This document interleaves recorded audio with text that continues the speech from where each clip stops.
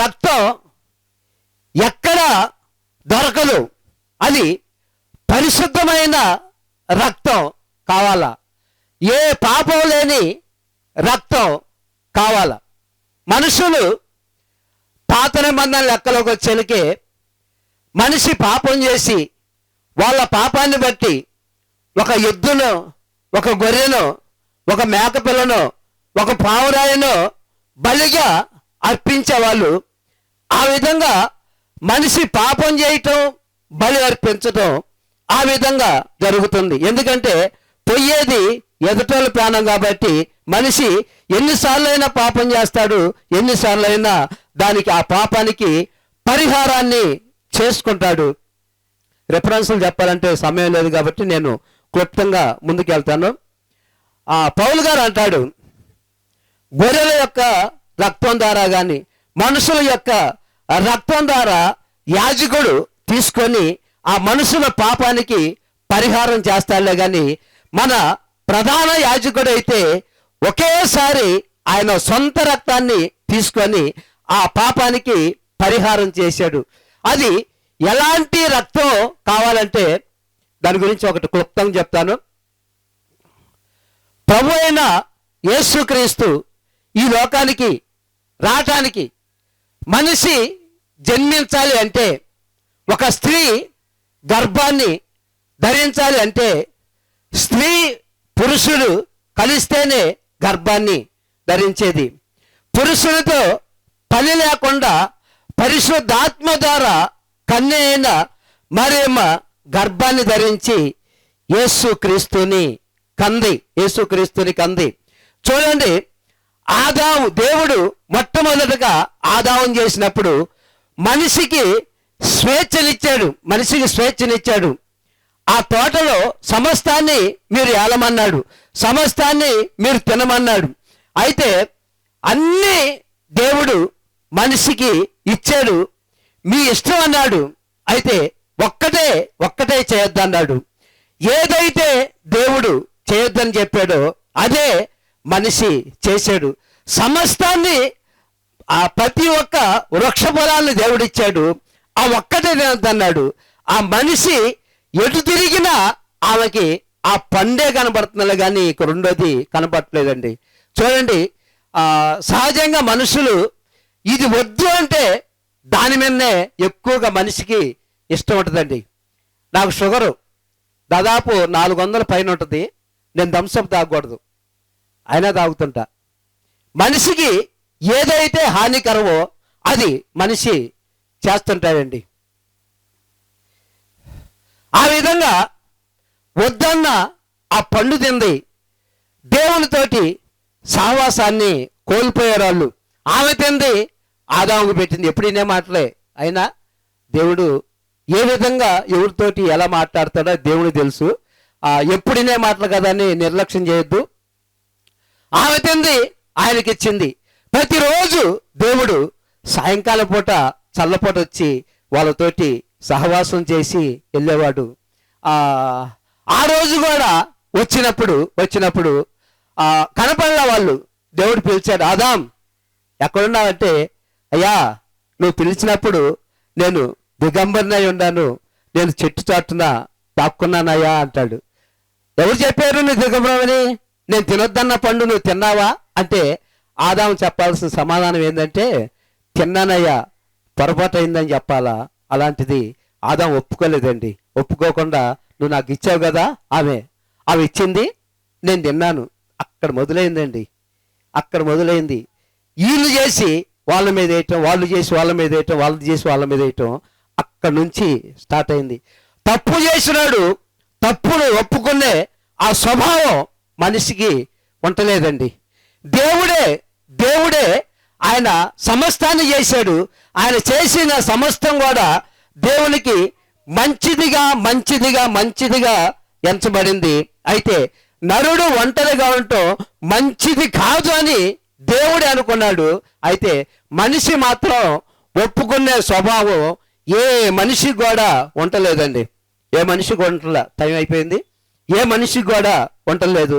ఇక్కడ నేను చెప్పాల్సింది ఏంటంటే, మనిషికి ఏదైతే హానికరమో దాన్నే మనిషి చెయ్యాలని ఆలోచన కలిగి ఉంటాడు. కానీ చూడండి, దేవుడు వద్దని చెప్పాడు. హవ్వ దేవుడు వద్దని చెప్పాడు కదా, తిన్న రోజున మీరు సస్తారని చెప్పాడు. అయితే సాతానుగాడు వచ్చి ఇది తింటే మీరు దేవదూతలని అవుతారని చెప్పినప్పుడు దేవుడి మాటను పక్కన పెట్టి సాతానుగాడు చెప్పిన మాట ఏందండి. మనుషులు గారు అంతే, వాక్యం చెప్పేటప్పుడేమో హాయిగా నిద్రపోతారు. ఏదన్నా పక్కన కొద్ది గొడవ అయిందంటే ఆ నిద్ర ఎటుపోయిద్దో తెలియదు.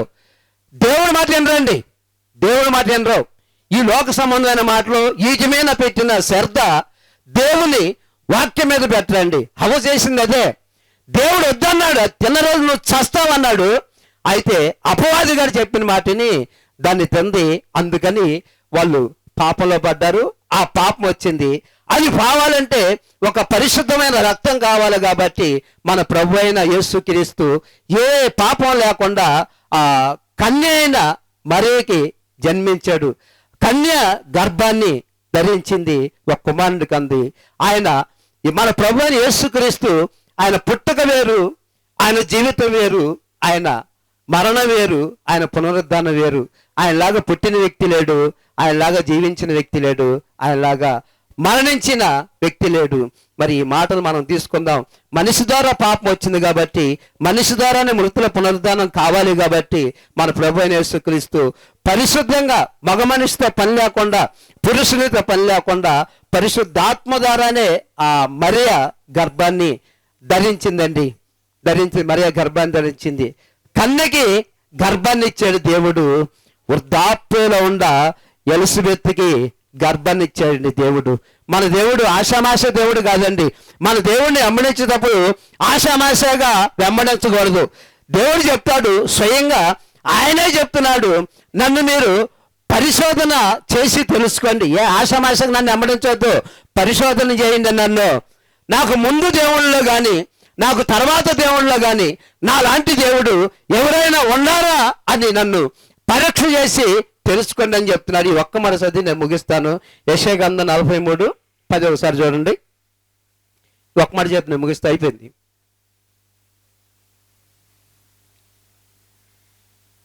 43:10 మీరు తెలుసుకొని నన్ను నమ్మి నేనే ఆయననని గ్రహించినట్లు నేను ఏర్పరచుకున్న నా సేవకుడును అందుకు సాక్షులు. చదువు. నాకు ముందుగా ఏ దేవుడిని నిర్మింపలేదు, నా తర్వాత ఏ దేవుడును ఉండడో. ఈ మాట చెప్పగలిగిన సమర్థుడు, సత్తా కలిగిన వ్యక్తి మన ప్రభు అయిన యేసుక్రీస్తు ఒక్కడే. ఆ దమ్ము, ఆ ధైర్యం ఎవరికో లేదు.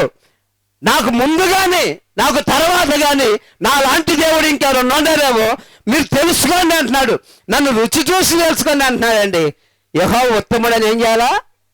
రుచి చూసి తెలుసుకోవాలండి. అసలు ఆ రుచి గనక చూస్తే వదిలిపెట్టరు. నాలో పాపం ఉందని చెప్పి మీరు ఎవడైనా రూపించగలుగుతాడని చెప్పే ఆ ధైర్యం, ఆ దమ్ము ఉన్న వ్యక్తి మన ప్రభు అయిన యేసుక్రీస్తు ఒక్కడే. ఆయన గనక వెంబడించే వాళ్ళు ఆషామాషాగా వెంబడించొద్దు, పౌరుషంగా వెంబడించండి. దేవుడి కొద్ది మాటలు దీవించును గాక. ఆమేన్. కృపగల తండ్రి, ప్రేమ కలిగిన ప్రభువా, నీ పరిశుద్ధ పాదములకు స్తుతి చెల్లిస్తూ నిన్ను గణపరుస్తూ ఉన్నా. అతి శ్రేష్టమైన నీ నామానికి మహిమ కలుగునట్లుగా ఇంతవరకు నీ దాసుని మీరు నిలబెట్టి, ఆదాము చేసిన పాపాన్ని బట్టి మనుషుడు పాపంలో పడి ఉన్నాడని, మరొకసారి ఆ పాపము ద్వారా మరణం అనేది వచ్చిందని నీ దాసుని ద్వారా మరొకసారి మాకు తెలియపరిచినందుకే స్తుతి, మహిమ, ఘనత నీకే చెల్లిస్తూ నిన్ను మహిమ చెల్లిస్తూ ఉన్నా. జరుగుతున్న కార్యక్రమాన్ని నీ నా మహిమార్థమై మీరుండి జరిగించి ఘనత పొందుకోమంటూ సజీవుడైన యేసు నామములో ప్రార్థన చేస్తున్నాం పరమ తండ్రి. ఆమేన్.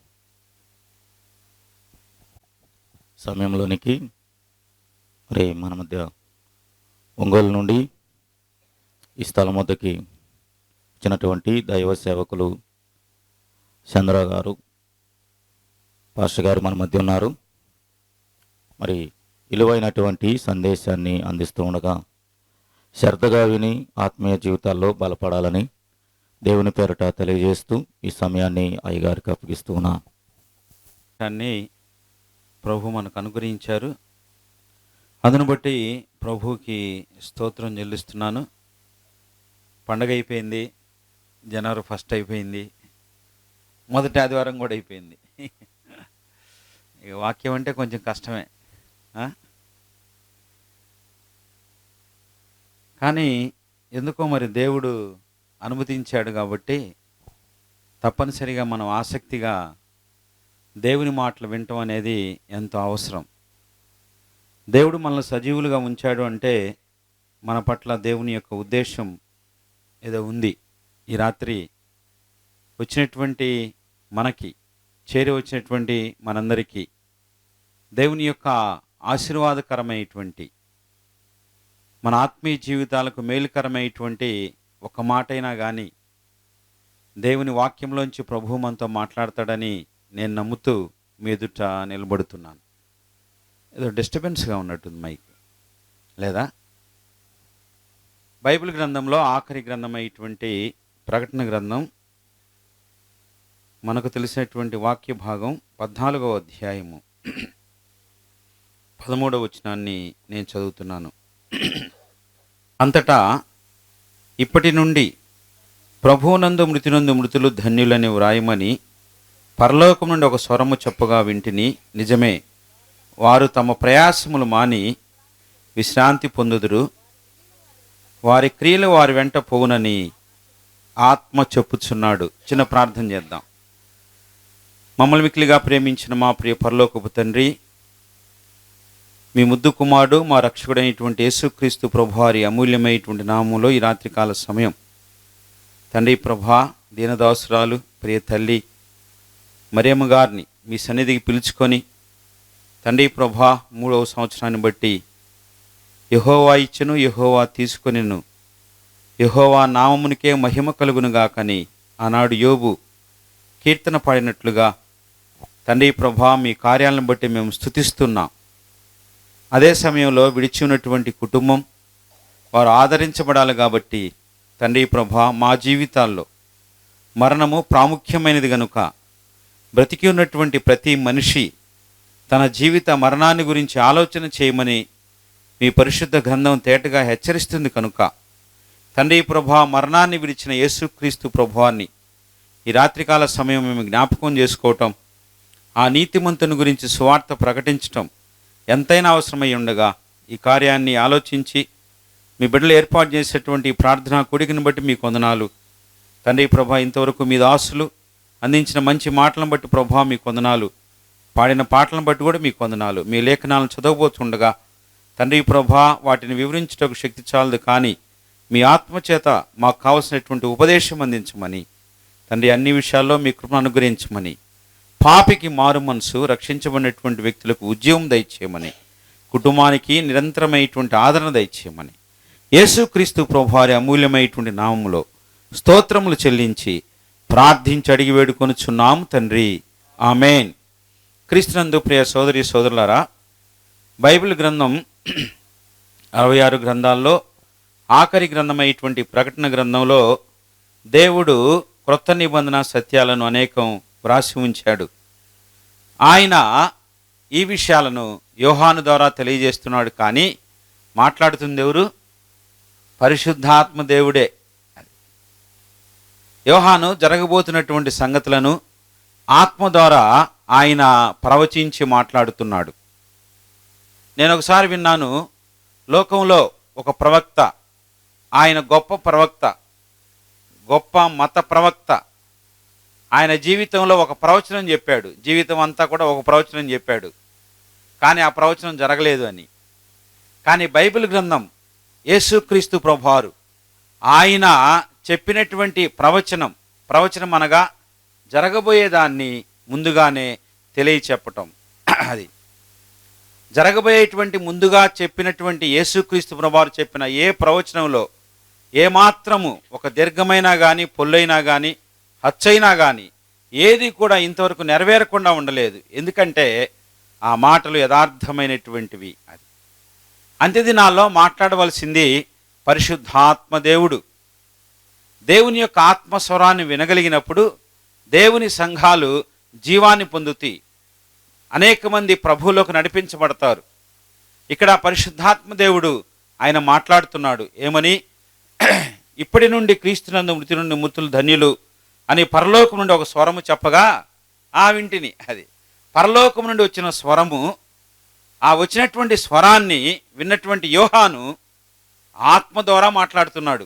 అది ఈనాటి దినాల్లో కూడా ఎవరు మాట్లాడాలి, ఎవరి మాటలు వినాలి అనేది క్వశ్చన్ మార్కే. అది నేను మాట్లాడుతున్నాను, నా మాటలు వినండి అంటే అవి అంత కరెక్ట్ కాదు. అందుకే ప్రకటన గ్రంథం 2వ అధ్యాయంలో 3వ అధ్యాయంలో సంఘములతో ఆత్మ చెప్పుచున్న మాట అన్నాడు, చెవి కలిగిన వాడు వినుగాక అన్నాడు. కాబట్టి ఈ రాత్రికాల సమయంలో ఏ మాటలు మనం వినాలంటే పరిశుద్ధాత్మ దేవుడు వ్రాయించినటువంటి మాటలు. పరిశుద్ధాత్మ దేవుడు ఏం మాట్లాడతాడు, పరిశుద్ధాత్మ దేవుడు ఎలా మాట్లాడతాడు, పరిశుద్ధాత్మ దేవుడు దేని గురించి మాట్లాడతాడు, ఇవన్నీ మన క్వశ్చన్సే. కానీ వీటన్నిటికీ ఒక సమాధానం ఉంది. పరిశుద్ధాత్మ దేవుడు మాట్లాడేటువంటి ఒక క్రమం ఉంది. పరిశుద్ధాత్మ దేవుడు ఏ విధంగా మాట్లాడతాడో బైబిల్లో ఖచ్చితమైన సమాధానం ఉంది. అసలు పరిశుద్ధాత్మ దేవుడు ఏమి మాట్లాడాలో ముందుగానే వాక్యంలో వ్రాసి ఉన్నాడు దేవుడు. కాబట్టి ఏం మాట్లాడతాడు చూడండి, యోహాను సువార్త. పరిశుద్ధాత్మ దేవుడు ఏమి మాట్లాడతాడు అనేటువంటి విషయాన్ని మనం గమనిద్దాం. యోహాను సువార్త 16వ అధ్యాయము. బైబిల్ ఉన్నటువంటి వారందరూ తీసి చూడండి. 16వ అధ్యాయం 13వ వచనం చదవండి ఒకరు. యోహాను సువార్త 13. అయితే ఆయన అనగా ఆ సత్యస్వరూపి అయినటువంటి ఆత్మ ఈ భూలోకానికి వచ్చినప్పుడు మిమ్మల్ని సర్వసత్యంలోనికి నడిపిస్తాడు. వినండి, అండర్లైన్ చేసుకోండి. పరిశుద్ధాత్మ దేవుడు తనంతట తానే ఏమీ చెప్పడండి. పరిశుద్ధాత్మ దేవుడు తనంతట తాను ఏమీ చెప్పడు. మరేం చెబుతాడయ్యా అంటే చెప్పండి, ఆయన వేటిని వినునో సంభవింపు సంగతులు తెలియచేయును. ఆయన చాలండి, ఆయన నా వాటిలోనివి అనగా యేసుక్రీస్తు ప్రభువారు ఏ సంగతులైతే చెప్పాడో వాటిలో నుండి తీసుకుంటాడు, కొత్త ఏమి తీసుకోడు. ఇక యేసుక్రీస్తు ప్రభువారు ఈ భూమి మీద ఆయన చేసిన 3.5 సంవత్సరాల పరిచర్య యొక్క సందేశాన్ని తీసుకుంటాడు. నాకు కొత్తగా వచ్చిందంటే అది పరిశుద్ధాత్మ దేవుని యొక్క స్వరము కాదు. యేసుక్రీస్తు ప్రభువారు చెప్పిన సందేశం కాకుండా, ఆయన ఉపదేశం కాకుండా నేను కొత్తగా కనుగొన్నానంటే అది దురాత్మే. యేసుక్రీస్తు ప్రభువారు ఏ మాటలైతే, ఏ సందేశమైతే, ఏ ఉపదేశమైతే, ఏ ప్రవక్త ప్రవచనమైతే, ఏ సువార్త అయితే బోధించాడో వాటిని మాత్రమే పరిశుద్ధాత్మ దేవుడు మనకు అర్థమయ్యేలాగా మనకు బోధిస్తాడు. కాబట్టి కొత్తగా వచ్చేటువంటి సందేశాలు అవి లేఖనానుసారమైనవి కాదు. పరిశుద్ధాత్మ దేవుడు యేసుక్రీస్తు ప్రభువారు కలిసి మనకి ఈ లోకంలో కొన్ని విషయాలు తెలియజేస్తారు. ఎందుకంటే పరిశుద్ధాత్మ దేవుడే నేటి మన స్పీకర్, మన బోధకుడు ఆయనే. సబ్జెక్ట్ ఎవరు? యేసుక్రీస్తు ప్రభువారు. స్పీకర్ ఎవరు? Holy spirit God. ఈ మనం చదువుకున్నటువంటి వాక్య భాగములో ప్రకటన గ్రంథం 14వ అధ్యాయంలో మనం గమనించినట్లయితే వారు తమ ప్రయాసమాని, అది మరియమ్మ తల్లి గారు వారి ప్రయాసమాని 3 సంవత్సరాలు అయింది. అది ప్రయాస అంటే ఏందని నేను కొంచెం చూశాను.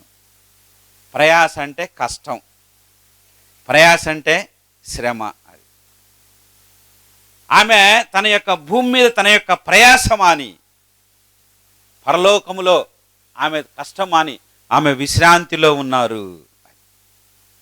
యేసుక్రీస్తు ప్రభువారు యందు విశ్వాసం ఉంచినటువంటి వారు మరణం అందరికి వచ్చింది. యేసుక్రీస్తు ప్రభువాని నమ్ముకున్నా నమ్ముకోకపోయినా అందరూ చనిపోతారు. కానీ ఇక్కడ క్వశ్చన్ ఏంటంటే, ప్రభువునందు మృతి నొంది వారు అంటే యేసుక్రీస్తు ప్రభువారి యందు విశ్వాసం ఉంచి మనం చనిపోతున్నామా? ఇంకా ప్రభువు నమ్ముకోలేదా? యేసుక్రీస్తు ప్రభువారి యందు విశ్వాసం ఉంచి చనిపోతే మనకి పరలోకములో విశ్రాంతి ఉన్నది, పరలోకములో నిత్య శాంతి ఉన్నది. ఈ రాత్రికాల సమయంలో ప్రియులారా, యేసు ప్రభునందు విశ్వాసం ఉంచినటువంటి తల్లి సంఘములో పరిచర్య చేసి, సేవకులకు సహకరించి, వారిని ఆదరించి, కష్టం చేసి, శ్రమపడి, ఆమె భూలోకంలో దేవుని సంఘం కొరకు, దేవుని బిడల కొరకు ఎంతగానో కష్టపడి ప్రభు యొక్క పిలుపుని అందుకొని ఇప్పుడు ఆమె పరలోకంలో ఆమె నిత్య విశ్రాంతిలో ఉంది. విశ్రాంతి అనేది 3 రకాలుగా ఉంది బైబిల్లో. మత్తయి సువార్త 11వ అధ్యాయము 28వ వచనం. మత్తయి సువార్త 11:28. ప్రయాసపడి భారం మోసుకొనుచున్న సమస్త జనులారా నా యొద్దకు రండి, యేసుక్రీస్తు ఇచ్చే విశ్రాంతి అది. యేసుక్రీస్తు ప్రభువారు పిలుస్తున్నాడు. ప్రయాసపడి పాప భారము చేత మీ హృదయాలు, మీ ఆత్మకు శాంతి లేక అల్లాడుచున్నారా? అయితే ఈ రాత్రికాల సమయంలో నా యొద్దకు రండి, నేను మీకు విశ్రాంతి ఇస్తాను. ఆయన ఇచ్చే విశ్రాంతి అది. చదవమ్మా 29వ వచనం. నేను సాత్వికుడను, నేను దీన మనసు కలిగిన వాడును, నా కాడి ఎత్తుకొని నా యొద్ద నేర్చుకొనుడి, అప్పుడు విశ్రాంతి దొరికి, క్రీస్తు ఇచ్చే విశ్రాంతి, దొరికే విశ్రాంతి, మనం సంపాదించుకోవాల్సిన విశ్రాంతి అది. ఎవరైతే పాపభారము చేత యేసుక్రీస్తు ప్రభువారి యొద్దకు వచ్చారో వారికి విశ్రాంతి ఇస్తాడు. కానీ ఆ విశ్రాంతిలో నిలిచి ఉండాలంటే మనం ఏం చేయాలి? ఆయన కాడి ఎత్తుకొని ఆయన యొద్ద సాత్వికము నేర్చుకోవాలి, విధేయత నేర్చుకోవాలి, తగ్గింపు నేర్చుకోవాలి, పరిశుద్ధత నేర్చుకోవాలి, ప్రార్థన నేర్చుకోవాలి, తండ్రి చిత్తం నేర్చుకోవాలి, సువార్త నేర్చుకోవాలి. ఎవరైతే ఆయన రాజ్యాన్ని, ఆయన నీతిని మొదట వెతుకుతారో అలాంటి వారు భూమి మీద సంతోషంగా, సమాధానంగా, విశ్రాంతిగా, నెమ్మదిగా బ్రతుకుతారు. ఎందుకు దేవుని బిడ్డలమైన నెమ్మది లేదు? ఎందుకు విశ్వాసులమైన నెమ్మది లేదు అంటే ప్రభువు దగ్గర నేర్చుకోవట్లేదు. మనకు నేర్పే మరొక మాస్టర్ ఉన్నాడు, అపవాది దగ్గర నేర్చుకుంటున్నాం, అందుకే మనకు విశ్రాంతి లేదు. ఆయన విశ్రాంతినిచ్చాడు, ఆయన యుద్ధ నేర్చుకున్నట్టు ద్వారా విశ్రాంతిని అనుభవిస్తున్నాం. హెబ్రీ పత్రిక 4వ అధ్యాయం, హెబ్రీ పత్రిక 4వ అధ్యాయము 9వ వచనం.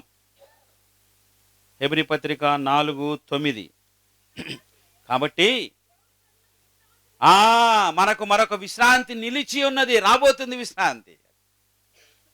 అయితే మరియమ్మ గారు యేసుక్రీస్తు ప్రభువారి విశ్వాసం ఉంచి వారు నిత్య విశ్రాంతిలో ఉన్నారు.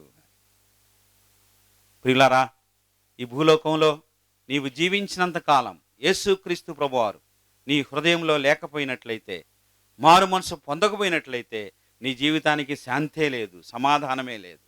ఎందుకని? ఈ లోకంలో శాంతి, సమాధానం, విశ్రాంతి ఇచ్చేది యేసుక్రీస్తు ప్రభువారే. ఆ ఒక్క మనుషుని ద్వారా, ఆదాము అనేటువంటి మనుషుని ద్వారా ఈ సమస్త లోకాలు శాంతి, సమాధానాన్ని, సమస్తము దేవుని యొక్క నీతిని సమస్తము కోల్పోయింది. కడపటి ఆదామైన యేసుక్రీస్తు ప్రభువారు చెప్పాడు, ఈ లోకానికి వచ్చి మీకు శాంతి ఇస్తానంటున్నాడు. మీ హృదయాల్లో శాంతి ఉందా? సమాధానం ఉందా?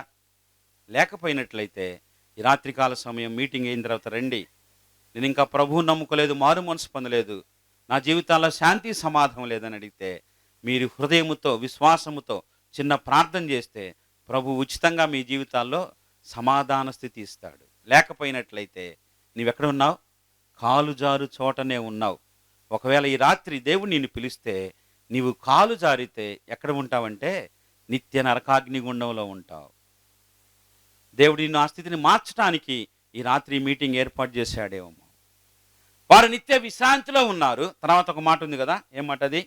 వారి కార్యములు వారి వెంట వెళ్తాయి అంట. అది చనిపోయినటువంటి వారి జీవితాల్లో వారి తరువాత జరిగే కార్యాలు బైబిల్ ఆశ్చర్యంగా వివరిస్తుంది.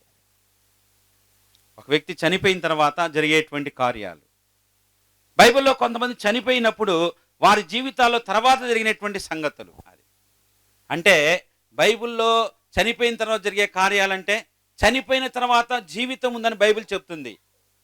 మీరు చనిపోయిన తర్వాత దుక్కో దుమ్మో దూలు అయిపోయామండి, అంతటితో అయిపోయింది అనుకోవడానికి లేదు. అది ఎందుకని? మానవుడు 3 భాగాలు, ఒకటి శరీరము, ప్రాణము, ఆత్మ. శరీరం మట్టి నుండి వచ్చింది, మట్టికి వెళ్ళిపోద్ది. ఆత్మ దానికంటే శాశ్వతమైనటువంటి పరిశుద్ధాత్మ అనగా మానవులో ఉన్నటువంటి ఆత్మ అది దేవుని యొద్దకు వెళ్ళిద్ది, దేవునికి సమాధానం చెప్పాలి. ఒకరోజు గుంటూరు రైల్వే స్టేషన్లో ఒక ఆమె పరిగెత్తుంది.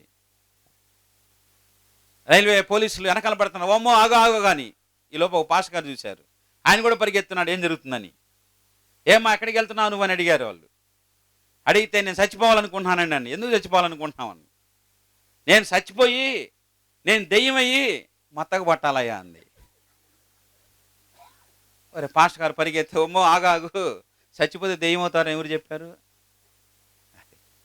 చచ్చిపోయిన వాళ్ళు ఆత్మహత్య చేసుకుని నిత్య నరకాగ్ని గుండానికి వెళ్తారు. ఈ జీవితం తర్వాత జీవితం ఉంది. ఈ జీవితం తర్వాత నీ జీవితం సంగతి ఏం చేయమని బైబిల్ కొన్ని జీవితాలను మనకు ఉదాహరణగా ఇచ్చింది. చనిపోయిన తర్వాత వారి జీవితాల్లో కలిగిన సాక్ష్యాలు, వారి ముగింపు ఏ విధంగా ఉందో 2-3 ఉదాహరణలు చెప్పి నేను ముగిస్తాను. చూడండి, హెబ్రీ పత్రిక 4వ అధ్యాయం.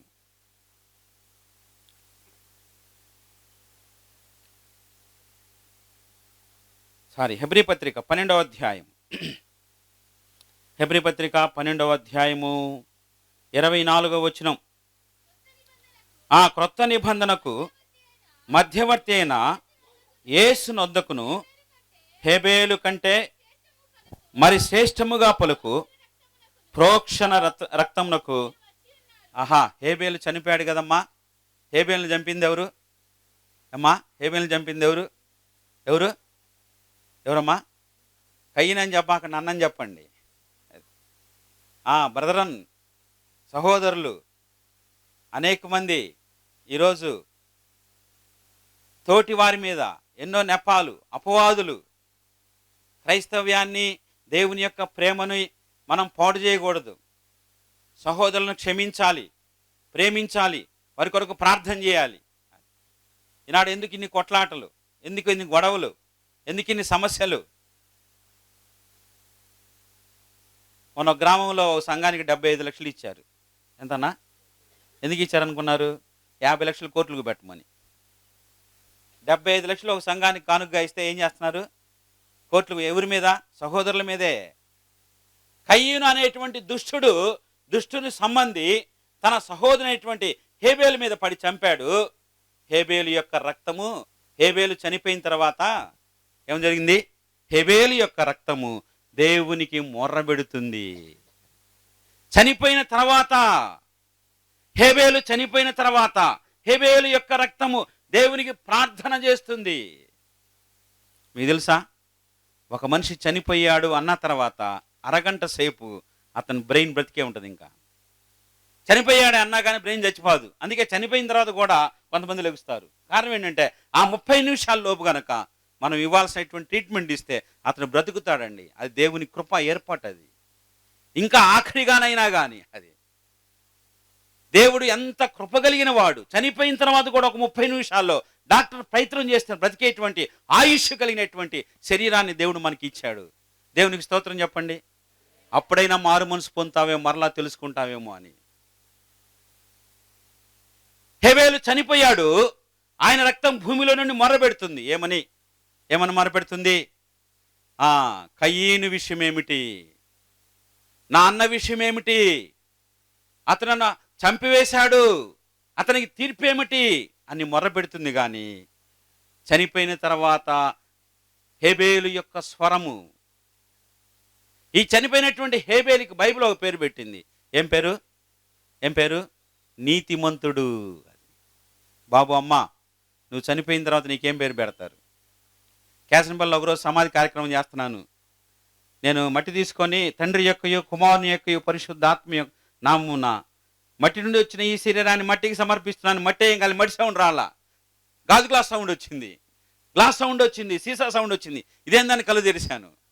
పక్కనున్న వాళ్ళు మా బీరు బాటిల్ వేశారు దాంట్లో. అన్నా ఏందన్నా ఈ అన్యాయం అన్నాను. అంటే వాడికి భలే ఇష్టమయ్యా అన్నారు. తీసేయండి అన్న. హేబేలు నీతిమంతుడు.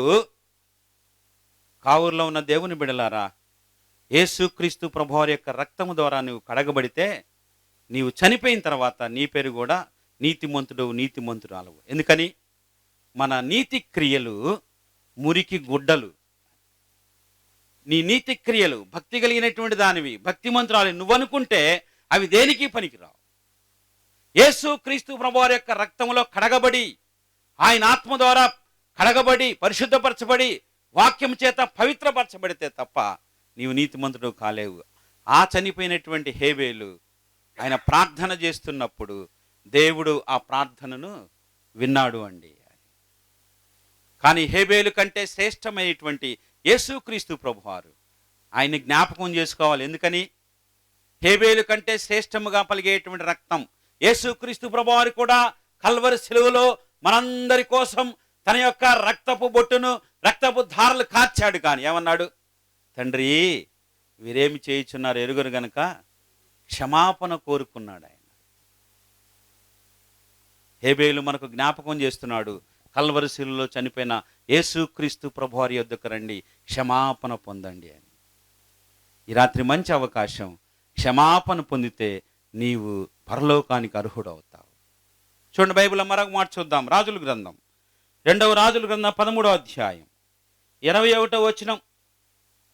2వ రాజులు 13వ అధ్యాయము 21వ వచనం. ఆ ఆ ఆ ఆ ఎలీషా యొక్క సమాధిలో ఉంచగా ఆ శవము ఎలీషా ఆహా, ఎలీషా సమాధిలో ఒక శవాన్ని పెడుతున్నారండి. ఎలీషా చనిపోయాడు. ఎలీషా పౌరుషము కలిగిన ప్రవక్త, దేవుని ప్రవక్త. ఆయన చనిపోయాడు. ఆయన చనిపోయిన తర్వాత ఆయనకు సమాధి ఏర్పాటు చేశారు. ఆ సమాధిలో ఎలీషా యొక్క శవమును ఆయన ఉంచారు. కానీ తర్వాత కొన్ని సంవత్సరాలకి ఆ సమాధిలో మరొక వ్యక్తి యొక్క ఆ శవాన్ని కూడా ఉంచుతున్నారు. అయితే గమనించండి, చనిపోయిన ఎలీషా యొక్క ఎముకలకు, ఆ శల్యములకు ఈ యొక్క శవం తగిలిందండి. వెంటనే ఆ శవానికి ఏమొచ్చింది? ఏమొచ్చిందండి? జీవం వచ్చిందండి. అది చనిపోయినటువంటి వ్యక్తి. అది దేవుని యొక్క వాక్యంలో నేను ధ్యానం చేశాను, నా మటుకు నేను కూడా తెలుసుకున్నాను. చనిపోయినటువంటి వ్యక్తి యొక్క ఎముకలు తగిలితే ఎందుకని ఆ శవం బ్రతికింది? దేవుడు ఒక గొప్ప అద్భుతమైనటువంటి విషయాన్ని దానిలో దాచిపెట్టాడు. ఎందుకని? ఏమిటంటే ఎలీషా ఎంత శక్తి కలిగినటువంటి ప్రవక్త చూడండి. అది ఎలీషా ఎన్ని ఆశ్చర్యకార్యాలు చేశాడు. కొంతమంది 16 అన్నారు, కొంతమంది 18 అన్నారు. యూదుల చరిత్ర ఆధారాల ప్రకారం 38 అన్నారు, కొంతమంది 70 అన్నారు. అనేక ఆశ్చర్య కార్యాలు చేసినటువంటి ఎలీషా ప్రవక్త యొక్క శక్తి ఎంత గొప్పది. చనిపోయినా కానీ అతని ఎముకలకు తగిలితే చాలు జీవం వచ్చిందండి. ఈ రాత్రికాల సమయంలో దేవుని యొక్క వాక్యము చెప్పేటువంటి దేవుని ప్రవక్తలు వారి మాటలు వింటే మీకు జీవం వచ్చింది. ఎలీషా ప్రవక్త తగిలితే చాలు అతనిలో ఉన్నటువంటి శక్తి, ప్రభావము, గొప్పతనము, దేవుని యొక్క కృప, అంత గొప్పగా దీవించబడ్డాడు అతను. అంత శక్తివంతుడైనటువంటి ప్రవక్త ఆయన. ఎంత శక్తివంతుడైన ప్రవక్తో ఓ ఇశ్రాయేలు తెలుసుకో. అలాంటి ప్రవక్త ఉన్నాడని తెలుసుకో. ఎవరు? చనిపోయిన తర్వాత కూడా అతని ఎముకల్లో జీవం ఉంది. ఈ రాత్రికాల సమయంలో ఎలీషా ప్రవక్త లాంటి ప్రవక్తలు ఇక్కడ కూడా ఉన్నారు. దేవుని యొక్క సువార్తను ప్రకటించేటువంటి వారిని మాటలు వినండి, మీకు కూడా జీవం వస్తుంది. సువార్త ప్రకటించే వారి మాటలు వినండి, మీకు కూడా జీవం వస్తుంది. వారి యొక్క ప్రవక్తుల యొక్క మాటల్లో, ఉపదేశకుల యొక్క మాటల్లో, సువార్థికుల యొక్క మాటల్లో యేసు క్రీస్తు ప్రభువారి యొక్క జీవం ఉందండి. అది కానీ వెంటనే మనం ఏదైనా ఒక మాట చెబితే ఏమంటారు? అబ్బో చెబుతున్నాడండి, ఈయనగాని చెబుతున్నాడండి. మనలో చాలామంది ఏమనుకుంటారంటే ఒక మీటింగ్కి వెళ్తే పద్దాకల పక్క వంగుతుంది. ఏమమ్మా పక్క వంగుతుందంటే, అన్నయ్య నాకు కాదు వెనకాల తగలాలి నీ మాటలు అంటుంది. అయ్యయ్యో, మనలో చాలామంది ఉన్నారు ఇలాంటి వాళ్ళు. ఎలీషా ఎముకలు శవానికి తగిలినప్పుడు జీవం వచ్చినట్లుగా దేవుని సువార్థికుల మాటలు, దైవజనుల మాటలు ఈ రాత్రికాల సమయంలో నీ హృదయంలో గుచ్చబడితే నీకు జీవం వచ్చిందండి. చనిపోయిన తర్వాత మన గురించి ఎవరైనా మాట్లాడుకుంటారా? మన గురించి దేవుని మాటలు ఎవరైనా మాట్లాడుకుంటారా? ఉందా మనకు అవకాశం? ఆ మాట ఎత్తకపోతే మేలని మన గురించి మన చాప్టర్ ముగిస్తారా? చూడండి, మరొక మాట చూద్దాం ప్రియులారా. 2-3 మాటలు చెప్పి నేను ముగిస్తాను. లూకాసు వార్త 9వ అధ్యాయం 31వ వచనం. ఆయన చనిపోయాడు కానీ ఆయన మాట్లాడుతున్నాడు. లూకాసు వార్త 9వ అధ్యాయము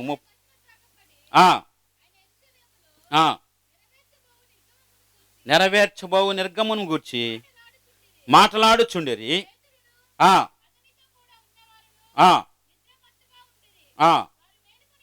వారు మేలుకొన్నప్పుడు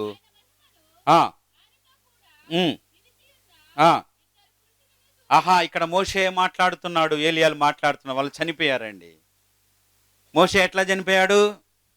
మోషే దృష్టి మాంద్యము లేదు, మోషే బలహీనుడు కాలేదు, ముసలివాడైనప్పటికీ అతనికి ఎలాంటి రోగం లేదు. కానీ మోషే దేవుని పిలుపులు అందుకొని ఆయన వెళ్ళిపోయాడు. ఆయన చనిపోయిన తర్వాత మరలా యేసుక్రీస్తు ప్రభువారు ఈ లోకానికి వచ్చినప్పుడు ఆయన రూపాంతరపు కొండ మీద మోషే దేవునితో, క్రీస్తుతో ఆయన మాట్లాడుతున్నాడు. దేని గురించి మాట్లాడుతున్నాడు? యేసుక్రీస్తు ప్రభువారి యొక్క నిర్గమము, అనగా ఆయన యెరూషలేముకు వెళ్ళాలి, శాస్త్రులు పరిసయ్యుల చేతికి అప్పగించబడాలి, ఆయన సిలువ వేయబడాలి, ఆయన సమాధి చేయబడాలి, ఆయన తిరిగి లేపబడాలి. ఆయన యొక్క భవిష్యత్తును గురించి, ఆయనకు జరగబోయేటువంటి ప్రవచనాల నెరవేర్పుని గురించి మోషే మాట్లాడుతున్నాడు. ఎందుకని? మోషే ధర్మశాస్త్రాన్ని తెచ్చాడు, కానీ యేసుక్రీస్తు ఏం తెచ్చాడు? కృపను తీసుకొచ్చాడు. ఈ రాత్రికాల సమయంలో ప్రియులారా, మోషే చనిపోయాడు కానీ తర్వాత తన కార్యాల గురించి ఆలోచిస్తే ఎంత ఉన్నతమైనవి. ఆయన క్రీస్తును కలుసుకున్నాడు, ఆయన క్రీస్తును చూశాడు, ఆయన రూపాంతరపు అనుభవంలో క్రీస్తును కనుగొన్నాడు, మాట్లాడుతున్నాడు ఆయనతో.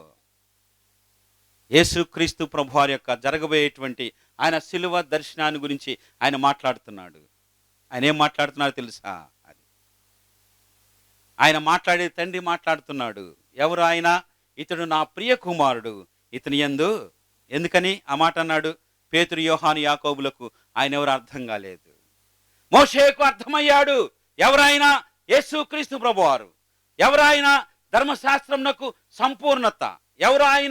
ఎవరైతే ఏ ప్రవక్త గురించి మోషే రాశాడో, నా వంటి సహోదరుడు ఒకడు పుట్టబోతున్నాడు, ముందుగానే ప్రవచించాడో, ఆ సహోదరుడే ఈ భూలోకానికి వచ్చాడని ఆ యేసుక్రీస్తు ప్రభువారి యొక్క నిర్గమాన్ని గురించి ఆయన మాట్లాడుతున్నాడు. మోషే ఏం చెప్తున్నాడంటే, మాట్లాడేటువంటి ఈయన ఎవరు? ఆయన దైవ కుమారుడు, దేవుడు. ఆయన చనిపోయాడు కానీ క్రీస్తు దైవత్వాన్ని ఆయన ప్రకటిస్తున్నాడు. ఈ రాత్రికాల సమయంలో ప్రియులారా, మన జీవితాలు ముగించబడిన తర్వాత ఇదిగో ఈ గ్రామంలో, అది యేసుదాస్ అన్న, ఈ గ్రామంలో మొట్టమొదటి యేసుక్రీస్తుని నమ్ముకుంది ఎవరు? ఏదైనా ఒక పేరు చెప్పన్నా. వారు ప్రభు సంధికి వెళ్ళిపోయారు. కావూరికి యేసుక్రీస్తు ప్రభువారు వారి ద్వారా వచ్చిందంటే అంత ఆశీర్వాదము అది. అమ్మా, మీ కుటుంబాల్లో, మన కుటుంబాల్లో ఇంకా యేసుక్రీస్తు ప్రభువారిని ఎవరు నమ్ముకున్నటువంటి వాళ్ళు చాలామంది ఉన్నారు. అది అన్నా, పెద్ద పంతులు గారు ఆయన క్రీస్తు సువార్తను తీసుకొని వచ్చాడు. నువ్వు ఒక్కరికేం చెబుతావా? మీ కుటుంబంలో ఒక్కరికేం చెబుతావా?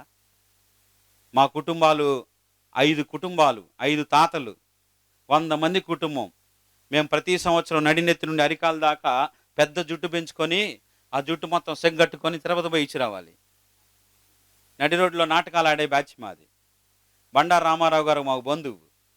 కానీ మమ్మ కడుపులో నేనున్నప్పుడు ఒక పాస్టమ్ గారు ప్రార్థన చేసి, నీ కడుపులో ఒక పిల్లోడు ఉన్నాడు, ఆయన యేసుక్రీస్తు ప్రభువుని నమ్ముకుంటాడు, సేవ చేస్తాడంటే, మా అమ్మ హిందూ కదా, ఆమెకేం అర్థం కాల. కానీ ఎప్పుడైతే ఆమె ప్రార్థన చేసినట్టుగా నేను పుట్టానో అప్పుడు అర్థమైంది, ఓహో ఈ నిజమైన దేవుడు ప్రార్థన విన్నాడు అని. అది మొదలు ఈనాటి వరకు అనేక కుటుంబాలు, మా కుటుంబాల్లో యేసుక్రీస్తు ప్రభువుని నమ్ముకున్నారు. ఈ రాత్రి ప్రియులారా, మోషే, ఏలియాలు యేసుక్రీస్తు ప్రభువారి గురించి చనిపోయిన తర్వాత వారు ప్రభు యొక్క మహిమను గురించి, ఆయన దైవత్వాన్ని గురించి ప్రకటిస్తున్నారు. మన సంగతి ఏంటి? నీవు బ్రతికుండగానే యేసుక్రీస్తు ప్రభువారి గురించి చెప్పి ఈ లోకాన్ని విడవాలి. నీ భర్తకు, నీ భార్యకు, నీ పిల్లలకి. తర్వాత ఎవరు చెబుతారు? చెప్పే అవకాశం లేకపోతే నష్టపోతాం. ఇలా ఈ మాట చెప్పి నేను ముగిస్తాను. చూడండి, లూకాసు వార్త 16వ అధ్యాయం. చనిపోయిన తర్వాత మనందరికి తెలుసు, ఒక అతను మాట్లాడుతున్నాడు. లూకాసు వార్త 16వ అధ్యాయం 27వ వచనం, 24వ వచనం చదవండి. 24వ వచనం. ఆ తండ్రివైన అబ్రహామా, నా యందు కనికరపడి ఆ ఆ ఆ ఆహా, ఇక్కడ ధనవంతుడు మాట్లాడుతున్నాడు. ఒక నామకార్థ క్రైస్తవుడు మాట్లాడుతున్నాడు. దేవుడు ఎరుగును గాని ఆరాధన తెలుసు గాని ఆరాధన చేయుడు. దేవుడు ఎవరో తెలుసు గాని దేవుని నమ్ముకోడు. ధర్మశాస్త్రం ఉంది కానీ చదవడు. బైబిల్ ఉంది కానీ చదవడు. తనకు అవసరం లేదని పక్కన పెట్టాడు. కొత్త బైబిలే కొన్నాడు. అందరికంటే కాస్ట్లీ బైబిల్ కొన్నాడు. కొరియా బైబిల్ కొన్నాడు. 2500 పెట్టి కొన్నాడు పెద్ద బైబిల్. కానీ మూలన పెట్టాడు. డస్ట్ పడుతుంది అది. బైబిల్ ఇంట్లోనే ఉంటుంది అంటాడు. నా ఇంట్లో బైబిల్ ఉంది అంటాడు. నేను పండగకి చర్చికి వెళ్తానంటాడు. అనేక మంది దానం చేస్తానంటాడు. కానీ దేవుని యందు విశ్వాసం ఉంచలేదు. దేవుని ప్రేమను తెలుసుకోలేదు. దేవుడు తన కోసం చనిపోయాడనేటువంటి విషయాన్ని తెలిసినా కానీ నమ్మకం ఉంచలేదు. దేవుడు లేక బుద్ధిహీనుడైపోయాడు. ఈ రాత్రి అతను చనిపోయి మాట్లాడుతున్నాడండి. ఏమైంది తెలుసు? అతని జీవితంలో అతని ఆశలన్నీ తల్లకిందులైపోయినాయి. తను జీవించిన జీవితానికి భూలోకంలో కంటే శ్రేష్టమైన ఇంకో లోకం ఉంది. అక్కడ ఇంకా బాగా ఉంటాను, ధనవంతుడిగా ఉంటాను, సుఖాలు సంతోషాలు ఉన్నాయి నాకు అని అతడు నమ్మాడు. కానీ ఆఖరికి ఏమైంది? జీవితం తల్లకిందులైపోయింది. ధనవంతుడు ఏమయ్యాడు? దరిద్రుడి కంటే హీనుడైపోయాడు. శాపగ్రస్తుడైపోయాడు. దేవుని ఉగ్రతలోకి వెళ్ళాడు. నిత్య నరకాగ్ని గుండానికి వెళ్ళాడు. దాహము దాహమని కేకలు వేస్తున్నాడు. నీ జీవితం చనిపోయిన తర్వాత ఏ విధంగా ఉంటుంది? కానీ దరిద్రుడు అనేటువంటి వ్యక్తి ఏమయ్యాడు? ధనవంతుడయ్యాడు. నేను లాజరు దరిద్రుడని ఎందుకు రాశాడని బైబిల్లో చదివాను. నేను లాజరును దరిద్రుడని ఎందుకు రాశాడని నేను ట్రాన్స్లేషన్లో వెతికాను. ఏమయ్యా, లాజరు దేవుని నమ్ముకున్నవాడు దరిద్రుడా? దేవుని యొక్క వాక్యంలో దరిద్రుడని ఎందుకు రాశాడని చదివాను నేను. అప్పుడు అన్నాడు, ఒక రచయిత అన్నాడు, అతని యొక్క పేదరికపు స్థితిని తెలియచేయడానికి మాత్రమే దరిద్రుడు అని రాశామన్నాడు. దేవుణ్ణి నమ్ముకున్నటువంటి వ్యక్తి లోకానికి దరిద్రుడుగా కనపడతాడు. కానీ అతని స్థితిని బట్టే కానీ నిజానికి దరిద్రులను దేవుడు కనికరిస్తాడు, ఆదరిస్తాడని, ప్రేమిస్తాడని, దరిద్రుల ప్రార్థన వింటాడని, దరిద్రులను పైకి లేవనెత్తాడని ఎన్ని వచన భాగాలు ఉన్నాయో బైబిల్లో.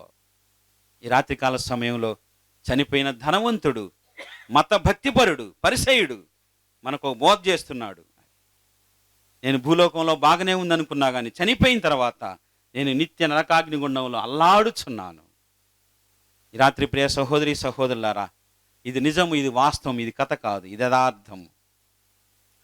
చనిపోయి మాట్లాడుతున్నటువంటి మాటలను మనం విని నమ్మగలిగితే ఈ రాత్రికాల సమయంలో ఏ దేవుణ్ణైతే లాజరు నమ్మాడో ఆ దేవుని యందు విశ్వాసం ఉంచితే నీ పేరు పరలోకపు జీవ గ్రంథంలో వ్రాయబడుతుంది.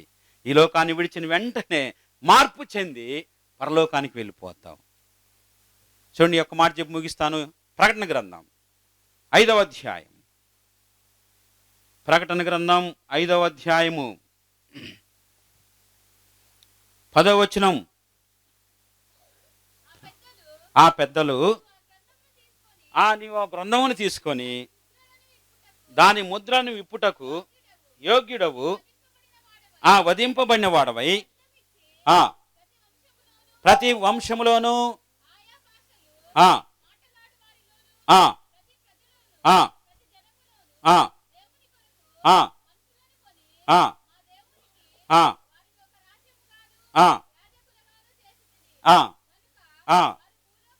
భూలోకమందు ఏలుదురని. ఎవరో తెలుసా? వీళ్ళు కూడా చనిపోయిన వాళ్ళే.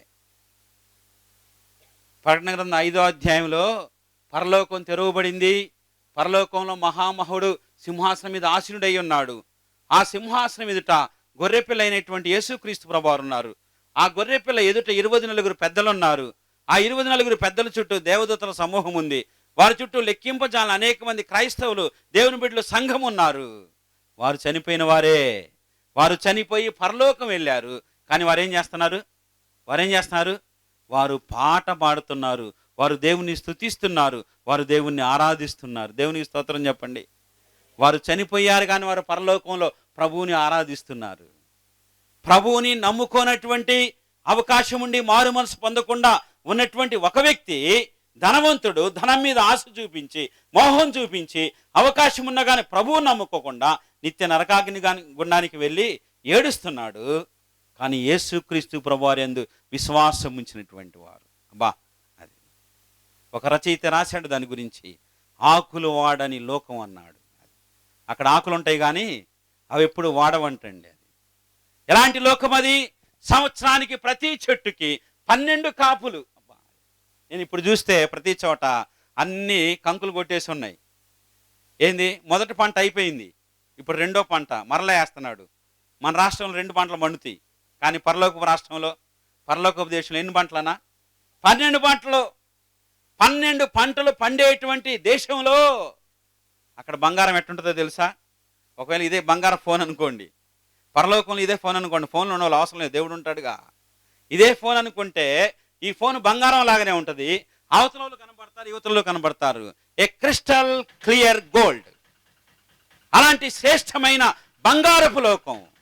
ఆ బంగారు లోకంలో యేసుక్రీస్తు ప్రభువారందు విశ్వాసం ఉంచినటువంటి వారు ఒకరు చనిపోతే సమాధుల నుంచి లేపబడతారు.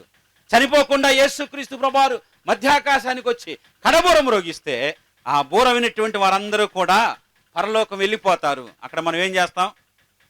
ఈ లోకాన్ని విడిచిన తర్వాత ఏం చేస్తాం? ఆయన్ను ఆరాధిస్తాము, ఆయన పాట పాడతాము, ఆయన్ని స్తుతిస్తాము, ఆయన్ని మహిమపరుస్తాము. ఎంత గొప్ప భాగ్యం అండి! నీవు చనిపోయిన తర్వాత నీ వెనకాల ఏమి రాబోతుంది?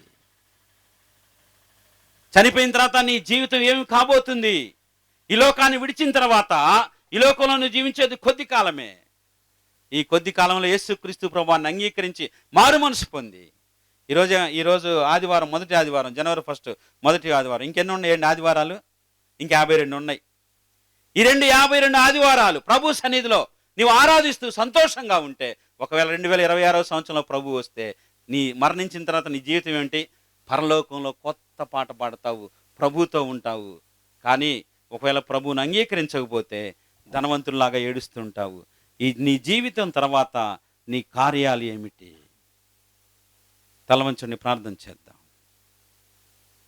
ప్రియులారా, వారి కార్యాలు వారి వెంట వెళ్తాయి.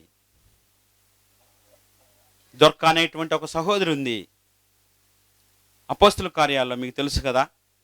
ఆమె టైలర్. ఆమె యేసుక్రీస్తు ప్రభువుని నమ్ముకుంది, కానీ ఆమె చనిపోయింది. చనిపోయిన తర్వాత అందరూ అంటున్నారు, దొర్కా చాలా మంచిది, మంచి కార్యాలు చేసింది, ధర్మ కార్యాలు చేసింది. మనందరం అనుకుంటాం చెయ్యాలని అనుకుంటాం, అంతే. పేదలను ప్రేమించాలి, ఆదరించాలి అనుకుంటాం. దొర్కా అనుకోలేదు, చేసింది. ఈ రాత్రికాల సమయంలో అనుకుంటాం మానేసేయండి, చేయటం ప్రారంభించండి. నీవు మరణించిన తర్వాత నీవు చేసిన నీతి కార్యాలు, సువార్త కార్యాలు, మహిమగలిగిన కార్యాలు నిన్ను కొనియాడాలంటే ఈ రాత్రికాల సమయంలో ఒక మంచి తీర్మానం చేయి. ప్రభువా, నేను ఒకరోజు ఈ లోకాన్ని విడిస్తానయ్యా, నేను నీ పరలోకములో ఉండాలి, నీ సన్నిధిలో ఉండాలి, నిన్ను ఆరాధించాలి, కొత్త పాట పాడాలి, నిత్య జీవము కావాలంటే హేబేలు కంటే శ్రేష్టమైన యేసుక్రీస్తు ప్రభువారి యొక్క రక్తం యొద్దకు రా. నీ మనస్సాక్షి చెడిపోయింది, మనసు చెడిపోయింది, అంతరంగం చెడిపోయింది, నడినెత్తి మొదలుకొని అరికాల వరకు సమస్తము చెడిపోయింది. చెడిపోయినటువంటి జీవితాన్ని బాగు చేసేటువంటిది ఏకైక రక్తం, యేసుక్రీస్తు ప్రభువారి యొక్క రక్తమే. ఆ రక్తం ఈ రాత్రికాల సమయంలో నిన్ను బాగు చేయడానికి పిలుస్తుంది. నా యొద్దకు వస్తావా? గొర్రె పిల్ల వంటి క్రీస్తు రక్తముతో నిన్ను కడుగుతాను, బాగు చేస్తానని పిలుస్తుంది. రాగలిగితే ఎంత సంతోషం! ఎన్నిసార్లు నువ్వు దేవుని మాటలు విన్నా కానీ ఇంకా ప్రభువుకు మనసు ఇవ్వకుండా, తీర్మానం చేసుకోకుండా, అమ్మ ఒకరోజు ఈ మాటలు విన్నది, ప్రభువుని అంగీకరించింది, ఇష్టపడింది. మరియమ్మ గారు ఈ లోకంలో జీవితాంతం దేవుని కొరకు, దేవుని పరిచర్య కొరకు తన జీవితాన్ని అంకితం చేసుకొని బ్రతికింది. ఆమె పరలోకములో నిత్య విశ్రాంతిలో ఉంది. ఒక దినాన ప్రభు వచ్చినప్పుడు ఆమె కూడా ప్రభు సన్నిధిలో ఆరాధించింది. మరి నీవు ధనవంతుడిలాగా ఏడుస్తావా?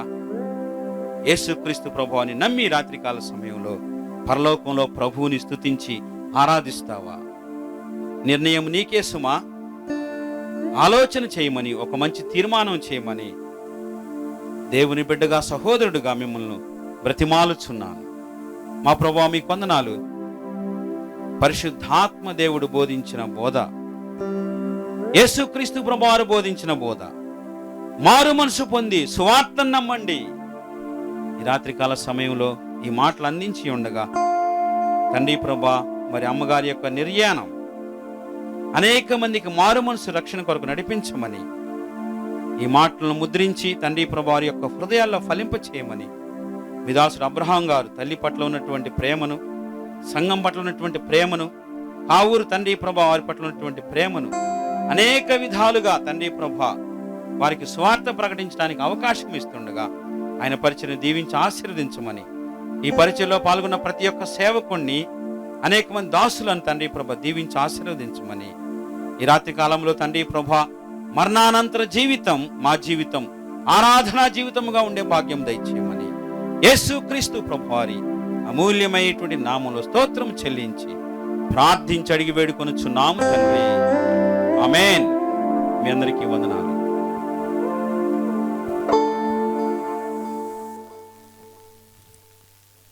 మంచిది. మరి విలువైనటువంటి వర్తమానాన్ని మనం విని ఉన్నాం. మరి ఈ నూతన సంవత్సరంలోనైనా సమయాన్ని వ్యర్థం చేసుకోక క్రీస్తు యొక్క రక్తంలో కడగబడి పరిశుద్ధత కలిగినటువంటి ఆత్మీయ జీవితాల్లో బలపడుతూ మరి ఆయన రాకడ కొరకు చిత్తపడగలిగితే మనం మరణించిన తర్వాత మరి సంతోషాన్ని మనము పొందుకోగలుగుతూ ఉంటాం. కనుక సమయాన్ని పానీయక సద్వినియోగం చేసుకుంటూ క్రీస్తు యొక్క మార్గంలో జీవించేటువంటి వారుగా ఉండాలని తెలియజేస్తూ ఉన్నది వాక్యము. మరి సమయంలో చివరిగా మరి అబ్రహాం గారు, మొదటిగా మరి ప్రభుదాస్ గారు ఒక 5 నిమిషాలు మాత్రమే, సమయము దాటిందంటే నేను నిలబడతాను.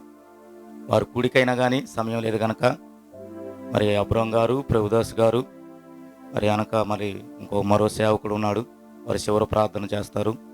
కాబట్టి సమయాన్ని బట్టి వారు మాట్లాడాలని తెలియజేస్తున్నాను. అబ్రహాం గారు పై మర్యాదకి మీకు రావాలి. ఈ సమయంలో ప్రభుదాస్ గారు ఒక 5 నిమిషాలు గ్రీటింగ్స్ తెలియజేస్తారు.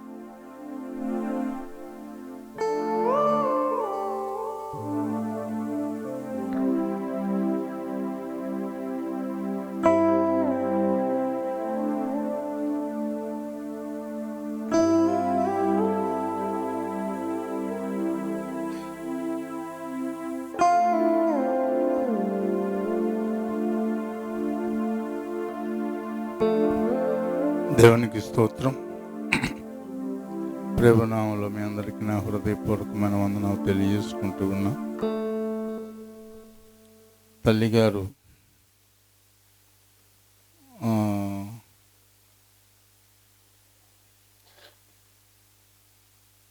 తమ్ముడి దగ్గర ఉన్నప్పుడు నేను చూడటానికి వెళుతూ ఉంటాను. ప్రియా దేవుని బిడ్డలారా, చూడటానికి వెళుతూ ఉన్నప్పుడు ఏం చెప్పేదంటే, తయా నువ్వు ఇక్కడే ఉండు అని చెప్పి అనేది.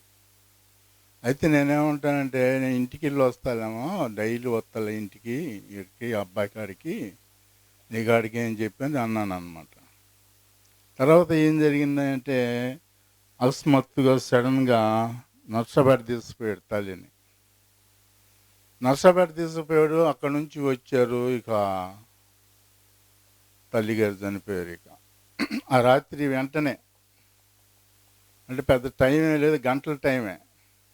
ఇక ఆ సమయంలో ఇక తల్లిగారు చనిపోయిన వెంటనే ఇక తల్లి చనిపోయిందని చెప్పని అబ్బాయికి తెలియజేసిన తర్వాత ఇక నైటు తెల్లారుజామున ఇంటికి వచ్చాం అన్నమాట మేము.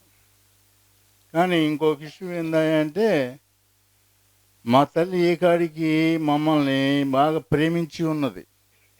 ఆమె కష్టపడిందే కానీ మమ్మల్ని కష్టపడనివ్వలే మమ్మల్ని. ఇద్దరిని కూడా ఎలా పెంచింది అంటే, సుఖంగా పెరిగేటట్లు పెంచింది అన్నమాట. ఎలా పెంచింది అంటే, తన తమ్ముడి దగ్గర ఉంచేసి టైలరింగ్ నేర్పించడం కానీ పని నేర్పించింది అన్నమాట. మళ్ళీ మా చెల్లెల్ని ఇద్దరిని చూడబోతే ఎలా చేసింది అంటే, ఇద్దరు ఆడపిల్లలను కూడా సుఖంగానే పెంచింది. వాళ్ళని చాకరీ పొలాలు పోయి చాకరీ చేసి రావాలని చెప్పని నియమం పెట్టలే మా తల్లి మా చెల్లెళ్ళకి. వాళ్ళు చిలకలూరుపేటలో మా చిన్నమ్మ దగ్గర కానీ మా పెద్దమ్మ దగ్గర కానీ పెరిగారు. వాళ్ళు ఎలా పెరిగారు అంటే సుఖంగానే పెరిగారు అన్నమాట. అలాగే మా తల్లి ఏం చేసిందంటే మా నలుగురిని బాగా ప్రేమించింది, సుఖంగానే పెంచింది అనమాట నలుగురిని. కానీ చివరి సమయంలో తల్లి జారిపోయే సమయంలో మేము ఇద్దరం ఏం చేసామంటే తల్లి గురించి ప్రార్థన చేసామన్నమాట. స్తోత్రం. మరణం అనేది అందరికీ ఉన్నది, కానీ మనం ఏం చేయాలంటే తల్లి గురించి ఏం చేసామంటే ప్రార్థన చేసాం. దేవుని స్తోత్రం. హల్లెలూయా. కాబట్టి ప్రియ దేవుని బిడ్డలారా, ఈ రాత్రి కాల సమయంలో మా తల్లి మమ్మల్ని ఏ రీతికి పెంచిందంటే ప్రేమతోనే పెంచింది. నేను పొలం పోవాలన్నా కూడా మా తల్లి ఒప్పుకోదు. ఎందుకంటే మామయ్య దగ్గర ఉండి నువ్వు పని నేర్చుకోరా అని. మామయ్య దగ్గర కొన్నాళ్ళు పని నేర్చుకున్న తర్వాత అలిగి తెనాలి వెళ్ళిపోయా నేను. తెనాలి వెళ్ళిపోయిన తర్వాత మా నాన్న నా కోసం దోలాడి తెనాలి వచ్చాడు. తెనాలి వచ్చి నన్ను ఇంటికి తీసుకొచ్చిన తర్వాత ఇక మా తల్లి నన్ను ప్రేమగా చూసింది అనమాట. ఏ ప్రేమ చూపించిందంటే మామూలు ప్రేమ చూపి కష్టపడతారు వీళ్ళు, చలపడ తీసుకొని పొలం పోతారు అని చెప్పి నా పొజిషన్లో లేదు. మామూలుగా వీళ్ళు సుఖంగా టైలరింగ్ నేర్చుకోవాలి, సుఖంగా బతకాలి వీళ్ళు అని చెప్పని మా తల్లి చూసింది. అలాగనే మేము ఎలా పెరిగాము అంటే టైలరింగ్ చేస్తూనే పెరిగాము. ఆ స్థితిలోనే మేము సేవలో పోవటం కూడా ప్రారంభించాం అన్నమాట దేవుని కృప చేత. దేవుని స్తోత్రం. దాన్ని బట్టేసి నా తమ్ముడు సేవ చేస్తూ ఉంటే నా తమ్ముడి దగ్గరికి సేవకు రాదు.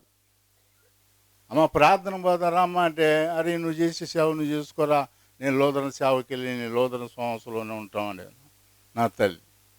మా తమ్ముడు ఏమనంటే ఎప్పటికైనా కానీ నువ్వు సేవలోకి వస్తావులేమ్మా అని చెప్పని మా తమ్ముడు మా చిన్నమ్మోళ్ళ దగ్గర పోయి సేవ చేస్తూ ఉన్నాడు. అక్కడ ప్రార్థన చేస్తూ ఉన్నాడు.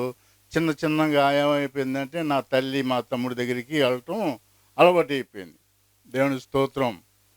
కొద్ది రోజుల్లోనే బాప్తిసం తీసుకోవడం కూడా అలవాటు అయిందనమాట. స్తోత్రం. కాబట్టి ప్రియ దేవుని బిడ్డలరా, ప్రతి ఒక్కళ్ళు ఏం చేయాలంటే బిడ్డల్ని ప్రేమతో పెంచాలన్నమాట. దేవుని స్తోత్రం. హల్లెలూయా.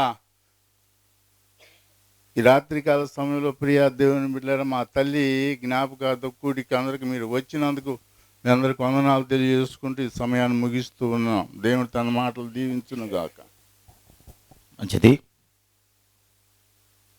ఈ సమయంలో మరి అబ్రహం గారు ఉన్నారు. వారు కూడా ఒక 10 నిమిషాలు మరి గ్రీటింగ్స్ తెలియజేస్తారు.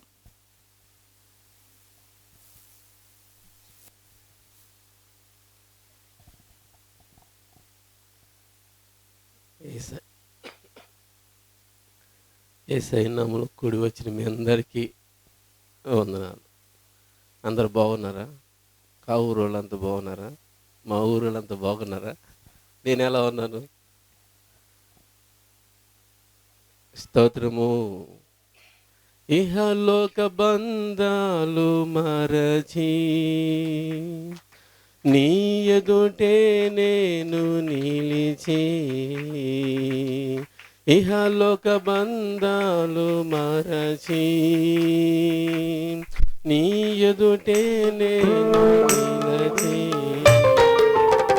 నీవిచ్చు బహుమతులు నే స్వీకరించి నిత్యానందముతో పరవశించు వేళ, నీవిచ్చు బహుమతులు నే స్వీకరించి నిత్యానందముతో పరవశించు వేళ, ఏమౌదును నేనేమౌదును, ఏమౌదును నేనేమౌదును, ఎవరు సమీపించలేని తేజస్సులో నివసించు నా యేసయ్యా, నీ మహిమను ధరించిన పరిశుద్ధులు నా కంట పడగానే, నీ మహిమను ధరించిన పరిశుద్ధులు నా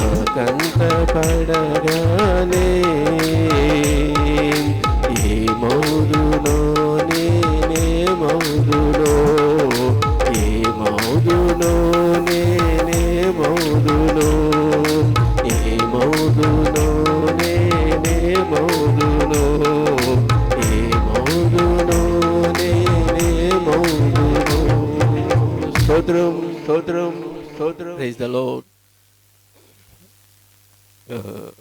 చంద్రన్న చెప్పేటప్పుడు మాట గుర్తొచ్చింది, ప్రభునందు వారు ప్రయాసలో మాని అని. నిజంగానే మరి తన ప్రయాసను మాని ప్రభు దగ్గరికి వెళ్ళింది. నాన్న మ్యారేజ్ అయిన ముందు చేసుకునే కానీ మేము నలుగురం పుట్టాము. మీ అందరికి తెలుసు, చెప్పాల్సిన పని లేదు. మా గురించి తెలుసు, అమ్మ గురించి తెలుసు, అందరి గురించి తెలుసు.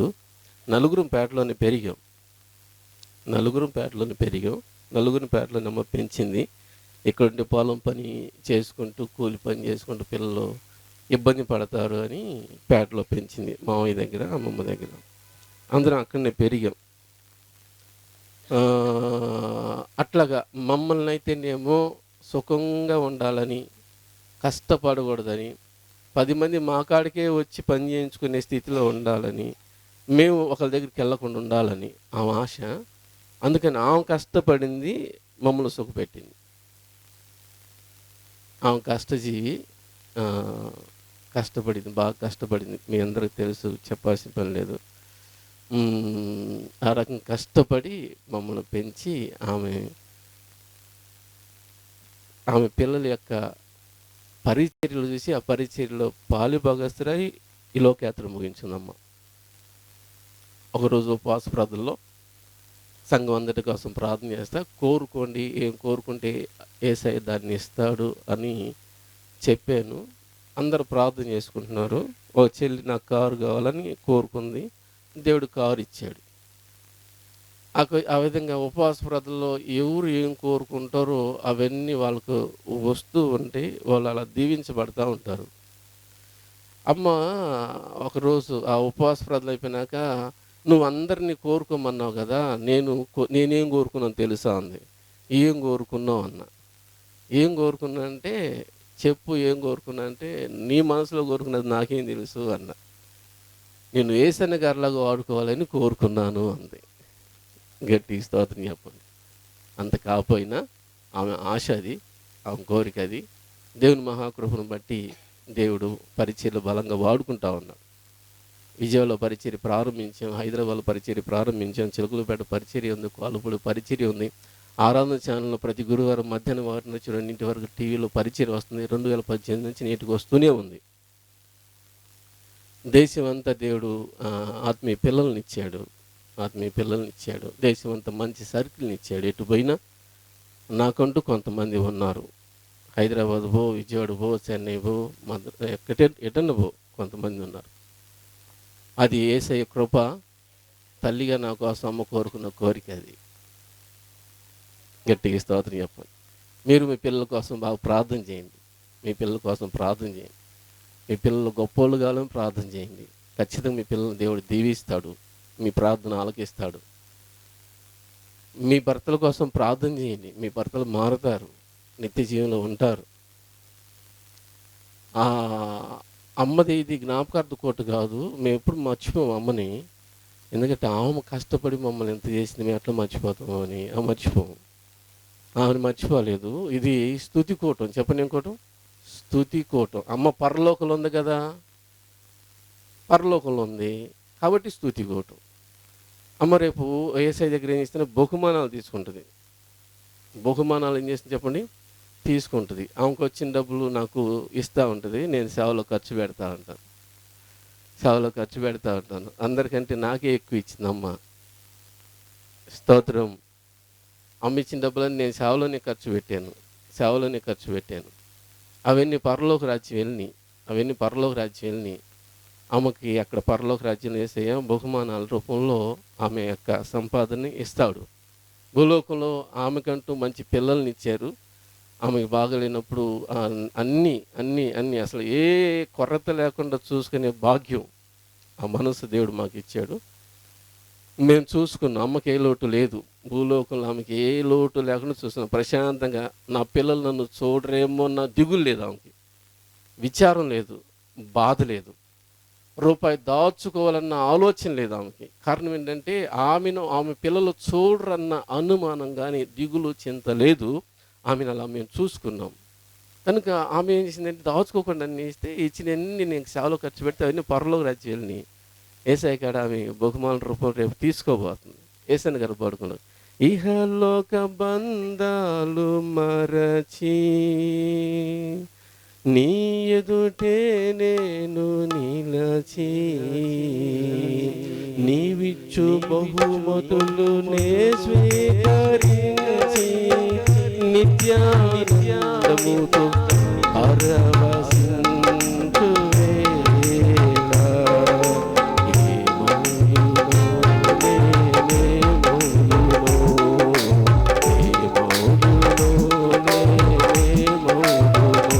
స్తోత్రం స్తోత్రం ప్రైజ్ ది లార్డ్. ఆమె సంతానాన్ని దేవుడు ప్రపంచానికే దీవెనకరంగా చేశాడు. చంద్రన్న అక్కడ ఒక చక్కటి మాట రాశాడు, చాలా బాగుంది. జీసస్ హోలీ చర్చి తల్లిగారైనా అన్న మాట పెట్టాడు. ఆ మాట పెట్టి అన్నాడు, ఇది పెట్టొచ్చా అన్నాడు. పెట్టన్నా, నాకు తల్లి అయితే నా సేవ మొత్తం నీకు తల్లే కదమ్మా, ఆమెలోంచి వచ్చినాను నేను, నా ద్వారా వచ్చింది ఈ సేవ అంతా, కాబట్టి ఆమెది కాబట్టి పెట్టు అని చెప్పారన్న. అవును, ఆమె గర్భాన్ని ప్రపంచానికే దీవెనకరంగా చేసే దేశం ఏ నలుమూలలో ఏ మూల నుండి ఫోన్ చేసినా కానీ ప్రార్థన చేస్తే దీవించబడే ఆ గర్భంగా దేవుడు ఆమె గర్భాన్ని దీవించాడు, ఆమె గర్భఫలాన్ని దీవించాడు. నలుగురు రక్షించబడ్డాం, నలుగురు పరిచర్యల్లోనే ఉన్నాం, నలుగురిని పరిచర్యలో దేవుడు వాడుకుంటా ఉన్నాడు. కనుక అమ్మ విషయంలో మాకు అమ్మ లేదు అన్న, మాతో లేదన్న బాధే, కానీ పరలోక రాజ్యంలో అమ్మ ఉందన్న సంతోషం మా హృదయాల్లో ఉంది. ఒకరోజు వేసే మధ్యాకాశానికి వస్తాడు, అమ్మని తీసుకుని వస్తాడు, మేము అక్కడికి వెళ్తాము, అంతా కలిసి అక్కడ ఉంటాం. మరి మీరు వస్తారా? ఇక్కడనే ఉంటారా? కావూరులోని వస్తారా? ఇక్కడనే ఉంటారా? ఈ కోడికి ఎందుకంటే సంవత్సరానికి ఒకసారి అమ్మ పేరు మీద సువార్త వినిపించి, మీకు మంచి మాటలు వినిపించి, ఆ తర్వాత మీకు మంచి బిర్యానీ పెట్టి ఒక ఆశ అన్నమాట. అమ్మకు పెట్టే మనసు ఆమె పేరు మీద అట్లాగా. చీరలు కూడా తెద్దాను, కానీ కొంచెం ఆర్థిక పరంగా ఇబ్బంది కూడా చీరలు తేలేదు. ఫస్ట్ సంవత్సరం పెట్టాము, మరలా చీర పెడతాను కానీ కుదరలా. దేవుని చిత్తం అయితే రానున్న దినాల్లో ఇట్లానే కోడికి పెడతాను, పెద్దవాళ్ళకి చీరలు పెడతాను, మంచి బిర్యానీ పెడతాను. అమ్మ ఆమెకి ఏం చేసి నా రుణం తీర్చుకోలేము. నా కోసం, సేవ కోసం మీ ప్రార్థనలో జ్ఞాపకం చేసుకోవాలని తెలియజేస్తాను. నా పేరు తెలుసా మీకు? తెలుసా? ఏం అట్నే చూస్తున్నారు, మర్చిపోయినట్టున్నారు. ఏం పేరు? అపరకమా? ఏందట అపరకం అన్నా?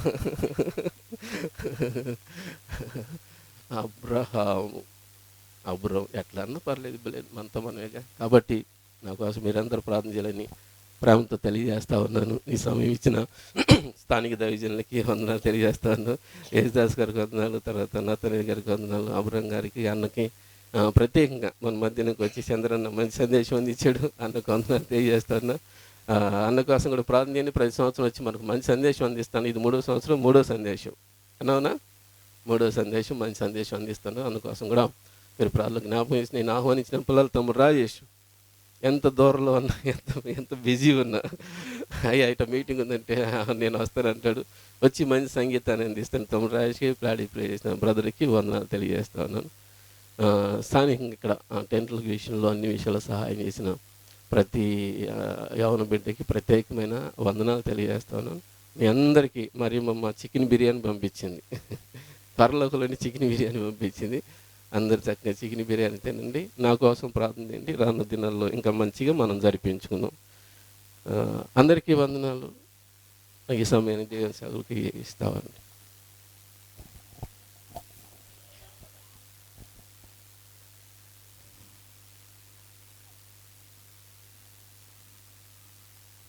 సమయమైనది. మరి వాక్యం అయితే ఏం చెప్పట్లేదు. మరి వారి బిడ్డలను, తల్లిని గురించి వారు చెప్పినటువంటి సాక్ష్యం ఎంతో విలువైనది. ఈ రోజున తల్లిదండ్రులు అనేటువంటి వారు బిడ్డల భవిష్యత్తు ఎంతో వారు ఆశీర్వదించబడాలని, ఎంతో వారు ప్రయోజకులు కావాలని ప్రతి తల్లి కూడా మరి ఎంతో దేవునికి ప్రార్థన చేస్తూ ఉంటుంది. కానీ వారికి అనుగ్రహించబడినటువంటి బిడ్డల విషయాల్లో బిడ్డలు మరి ఏ మార్గాల్లో జీవిస్తూ ఉన్నారు, ఎలాంటి ఆలోచనలో ఉన్నారు, ఎలాంటి ప్రవర్తన వారు కలిగి ఉన్నారు, ఈ సమయంలో మనం జ్ఞాపకం చేసుకోవాలి. దేవుని కృపలో వారి పరిచర్యలో వాడబడుతున్నారంటే తల్లి యొక్క ప్రార్థన, తల్లి యొక్క నమ్మకం, తల్లి యొక్క విశ్వాసం ఈ రోజున వారి మధ్య లేకపోయినా వారు మంచిగా ఈ రోజున సాక్ష్యము తెలియపరుస్తూ ఉన్నారు. కనుక మన బిడ్డలు కూడా మనకి అలాగున సాక్షిగా, మాదిరికరముగా మన బిడ్డలు ఉండాలి. మన బిడ్డల పక్షముగా మనము కూడా సాక్షులుగా ఉండాలి. కనుక నీతిమంతులైనటువంటి వారు పరలోక రాజ్యంలో ప్రవేశించాలనంటే వారికి కొన్ని షరతులు ఉన్నాయి. మనం అందరం కూడా నీతిమంతులు అనుకుంటాం, నేను యథార్థవంతుడు అనుకుంటాం, ధర్మశాస్త్రానుసారముగా జీవిస్తున్నాను అనుకుంటాం. కానీ రక్షణ లేకపోతే, మారు మనసు లేకపోతే దేవుని రాజ్యంలోనికి మనము ప్రవేశించలేం. నువ్వెంత నీతిమంతుడివైనా, నువ్వెంత యథార్థవంతుడివైనా, నీ నోట ఏమీ అబద్ధాలు రాకపోయినా క్రీస్తు యొక్క రక్తములో కడగబడాలి. మొదటి వర్తమానము మరి దైవ సేవకుల ద్వారా శ్రేష్టమైనటువంటి మాటలను మనము విని ఉన్నాం. ఈ రోజున ఈ నూతన సంవత్సరంలో నీ జీవితాన్ని నువ్వు సరిచేసుకోగలిగితే నువ్వెంతో ధన్యుడివి, ధన్యురాలు అని కూడా దేవుని యొక్క లేఖనం ద్వారా తెలియపరుస్తూ ఉన్నాడు.